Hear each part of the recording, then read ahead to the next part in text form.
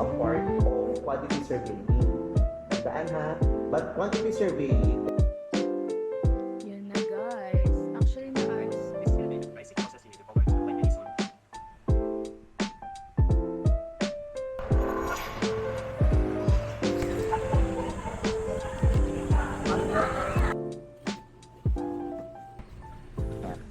Hi guys! So welcome to my video. Ay, awkward. So today is July 6, 15 ng tanghali, no? So today, medyo late start ang ating day kasi guess what? Nagpuwet ako kagabi but that's okay.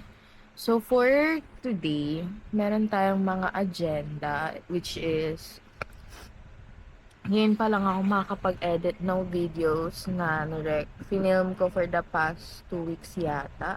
Tama, 2 weeks. So, it's gonna be 2 videos ata, I think. 2 videos yun na long form. And then, since nag-upload na nga ako sa ating IG, no? Meron ding mga mini vlogs, I guess. So, yun. Samahan niyo ako. Aside pala doon, may tatapusin akong project or requirement para sa isang major subject na tinitake ko for the mid-year. Pero for now, kain muna tayo guys. Kasi I'm so hungry, di pa ako nag-aalmusal, di pa ako nagtatanghalian. So we're gonna eat, gonna buy brunch.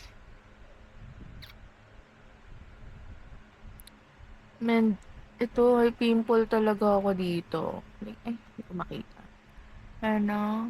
Masakit nga. Like, parang, kada gaganon ako.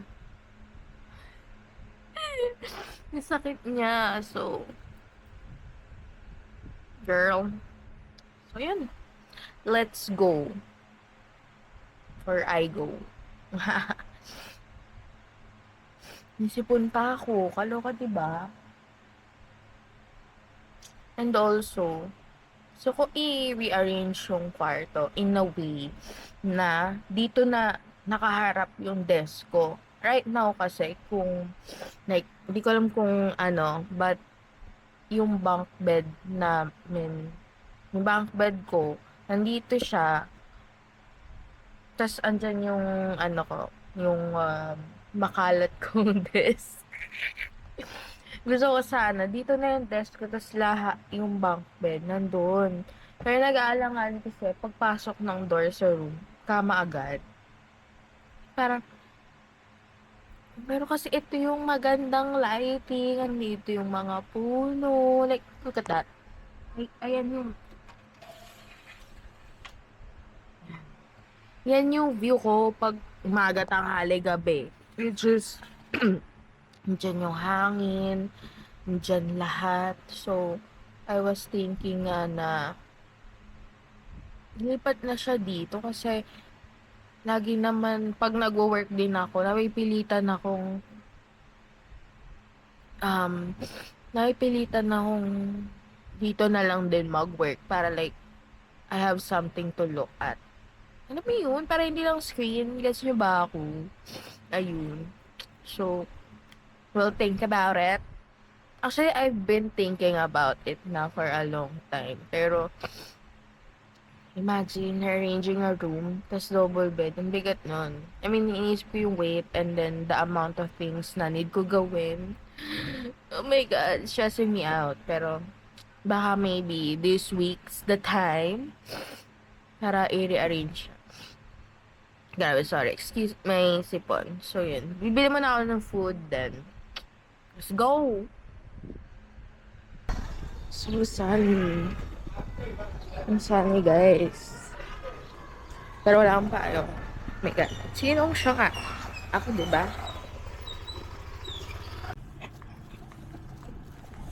Got the goods. Yung meal natin, guys. Ang sarap lagi. Ang sarap nilaga. Para kain po. 30m를 알긴 아는데 만나기 쉽지 않을걸요? 워낙 철통 무한에 은밀하게 움직이는 사람이라. 물론 그렇...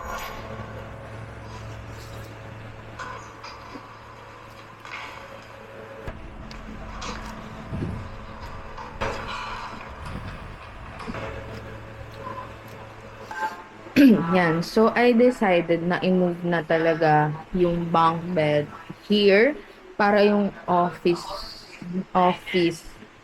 or study setup ko is nandun. So, first agenda is i-clear yung mga gamit ko here para mausog ko yung bed. That makes sense, no? So, let's go! Yun na, guys. Actually, naayos ko na siya. Against the light eh, no? Pero, nung nag-video ako, ganyan yan. Wait. Let's try. Pero, don't judge me. Sobrang pawis ko.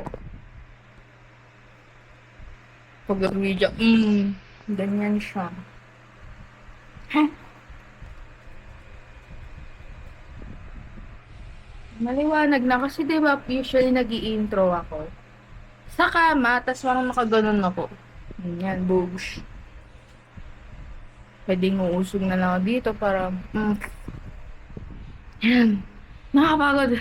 Nausog ko yung double bed ng mag-isa. Sobrang bored.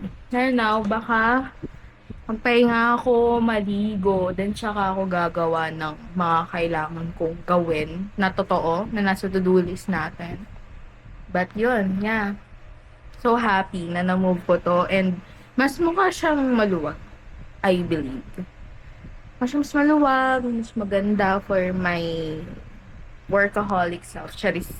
So yun.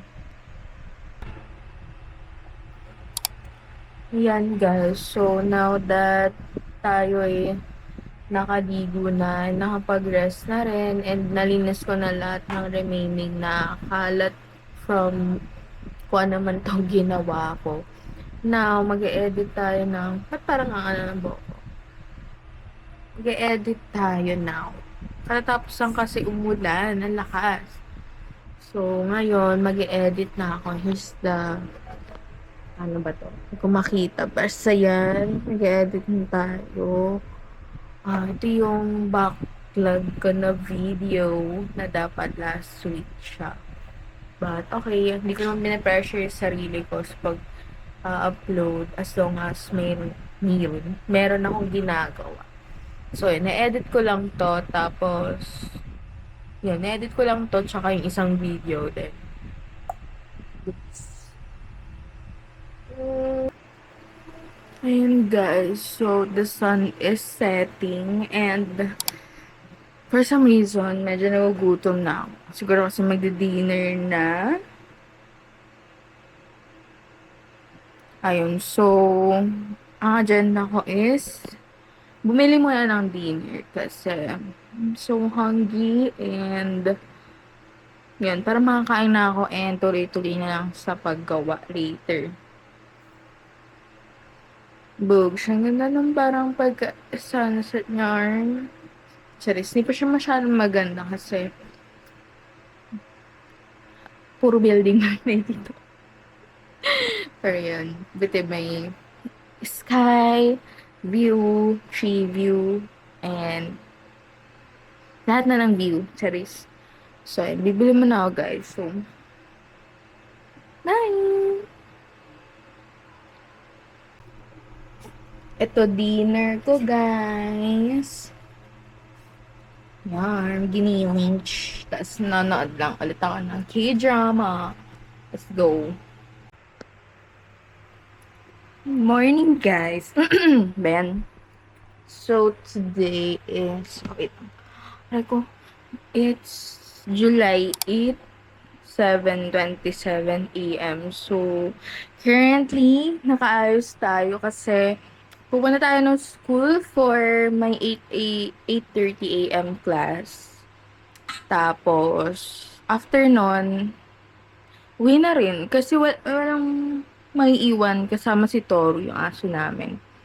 So, yun, uuwi rin naman ako agad, but I need to buy a few essentials na wala na here sa bahay. And also, bibili rin ng food. Yan.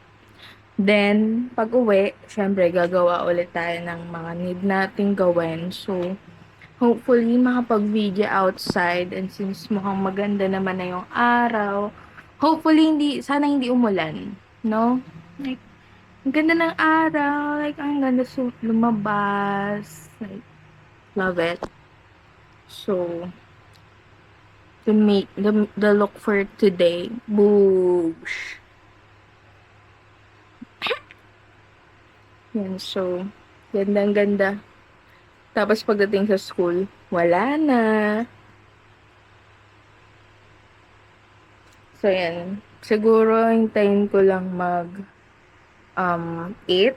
Then, alis na ako. Kasi mag-aangkas ako since gusto kong suotin yung heels. Pero yung way talaga papunta sa school is grabe yung lubak. So, can't walk while wearing my heels. So, mag-aangkas na lang ako. And of course, di pa ako nag-almusal. As always. Pero sa school na yon, bibili ako ng coffee. Hopefully lang sana mapuno yung pen ko for school. Kasi, girl, low batch siya pag-check ko kanina. So, sana mapuno siya or kahit konti. Basta may charge. Then, siguro dadaling ko tong book ko na binabasa. Para naman may mamagawa tayo doon habang naghihintay. Yeah, kasi iwan ko na yung laptop since hindi naman ako mag-work sa school. So, yeah. So, see you guys.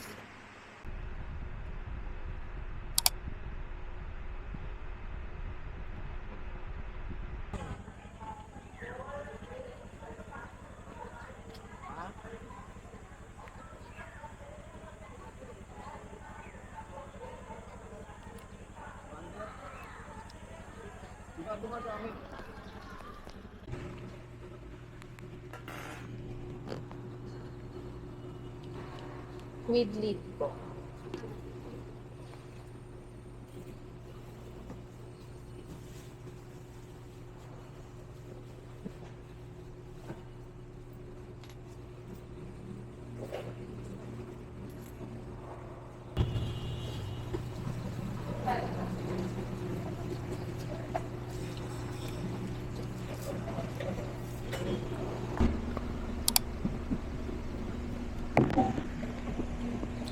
Guys, ako lang mag-isa. Like,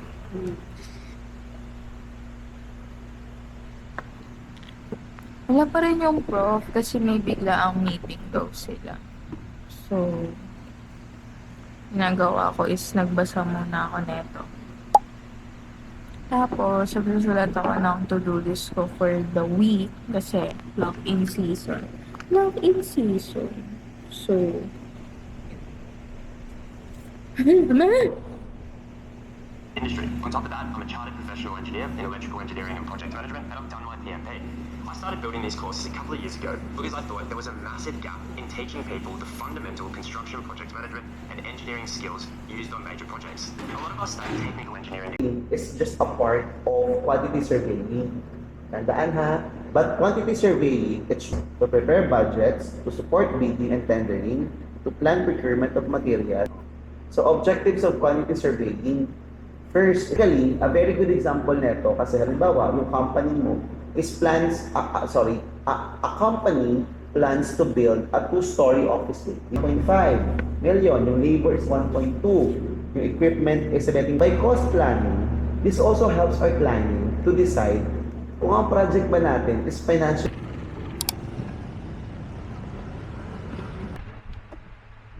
So, yun guys, it's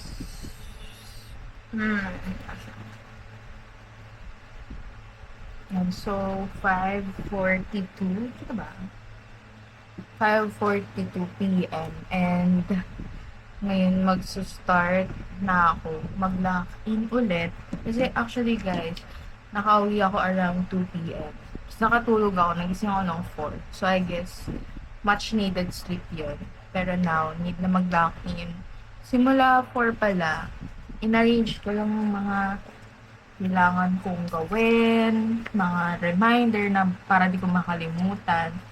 Kasi, 1 week na lang yung natitira para sa isang plate na kailangan ko. Architectural siya, pero ano siya, parang research heavy. So, need ko talaga mag-focus, mag-grind, and whatnot. Yun. Tapos, Kanina nag-lecture kami, yung nakita nyo. And then may mga need din akong gawin for that subject na quota task. Quota task. Basta yung task ko for the day, about naman sa subject na yon. So basically, start na ako sa structural phase ng project na yon. So yun. Pero ang due na to is sa Friday na agad. So, need ko talaga need ko hatiin yung katawan ko for now. Yun. Tapos, meron din akong due sa Friday na midterm paper dun sa subject ko na rin na building tech, which is yung sa structure, kasabay ng structural phase nun. So, yan. My God. Actually, medyo nape-pressure na ako. Pero, kaya naman yan. Basta sundin ko lang tong ang aking holy grail. Sundin ko lang to. Like, hindi pwedeng may hindi ako gawin dito. So, yun lang naman. Now, nag-set up na ako. May nili ako ng background. Ang dagdag. Basta background noise ko na series. So, yun lang naman.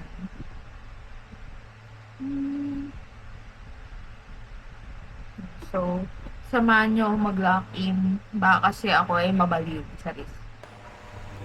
Yun. So, hi guys. So, it's 1:08 p.m. ng July 10. So, kakising ko lang ulit. Kaninang 12. Mga 12 kasi nag-all-nighter ako kahapon. Nag-lock in ako for this specific deadline na ginawa ko ang due niya is today, 6 p.m. yung parang plate. So, ginawa ko yon. For now, is gumagawa ko ng parang midterm paper na reflection paper rin siya. Actually, ang deadline nito is mamayang 6 p.m. din.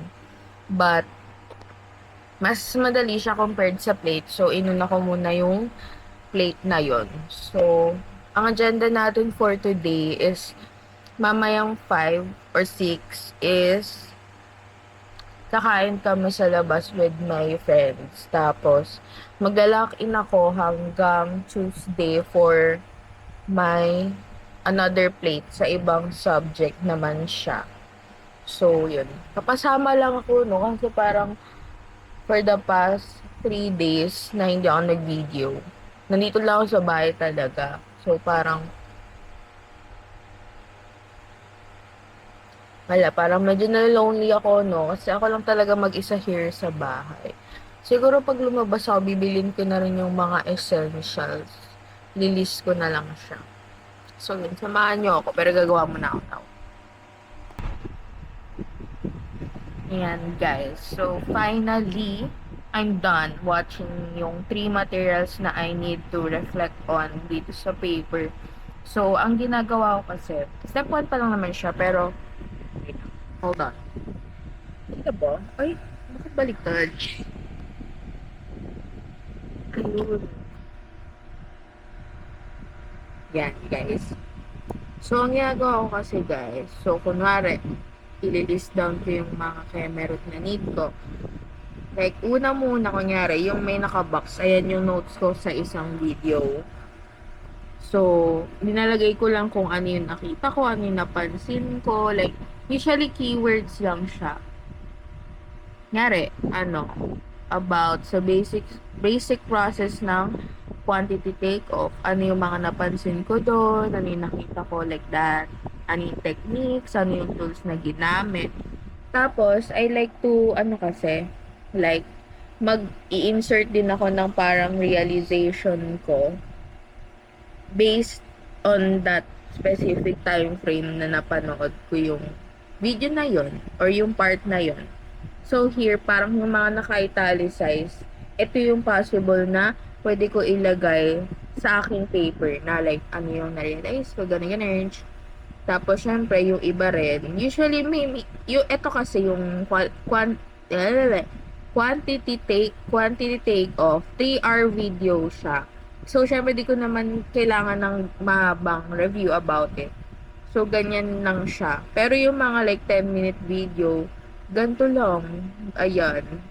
Ganyan lang. Tapos, parang ano na yung nakita ko. Tapos, yan. Siguro, ano, actually, ang ganda nga nung parang method din ng professor namin na to. Kasi, kapag mid-year kasi, 1 to 2 months lang yung tagal niya. And parang yung workload, ano siya, kung gaano karami yung workload namin sa isang usual semester. So, syempre, kapag wala kaming class schedule, for sure, hindi naman kami willingly mag-aaral. Like, let's be honest, hindi naman lahat ng students ganon kasi may different priorities in life, ganon. So, by making us write a reflection paper, parang nafo-force kaming manood and alamin palalo yung topics na kailangan namin. Kasi actually guys, sa architecture, sobrang complex niya. Like, parang yung 5-year program sa school namin, hindi siya enough para malaman mo lahat. So, parang need mo rin talaga ng personal time to learn para sa sarili mo, gano'n. So, parang yun. So, now, gagawin ko na yung actual paper and it's 2, ano ba ito na eh? Yan, 2:24 p.m. Ngayon, susulatin ko na siya. Then, ang goal ko is by 4, magre-ready na ako for nung alis ko nga, di ba? So, let's go, let's write. Lacking.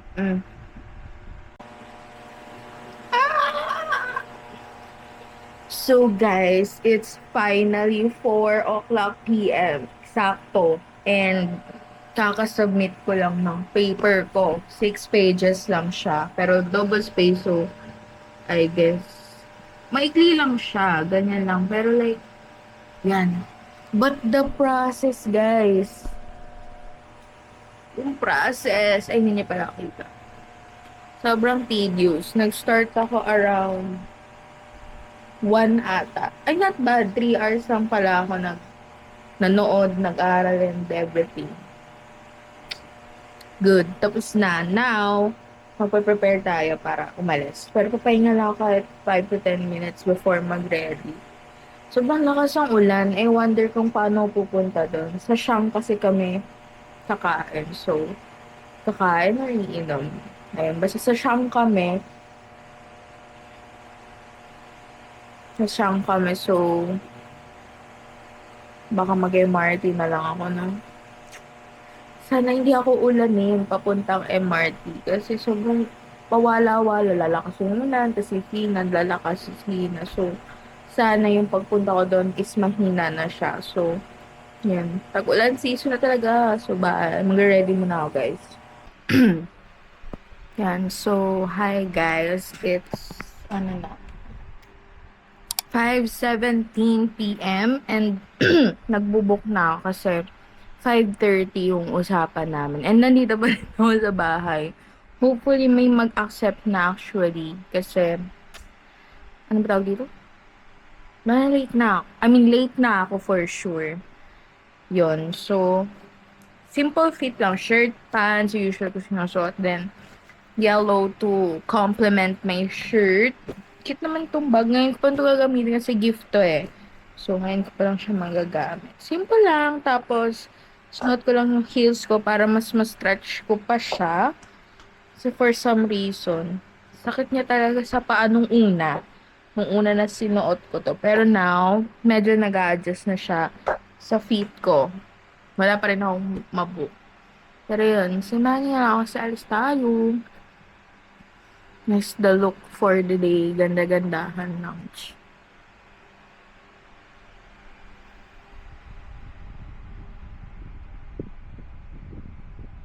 Yun na.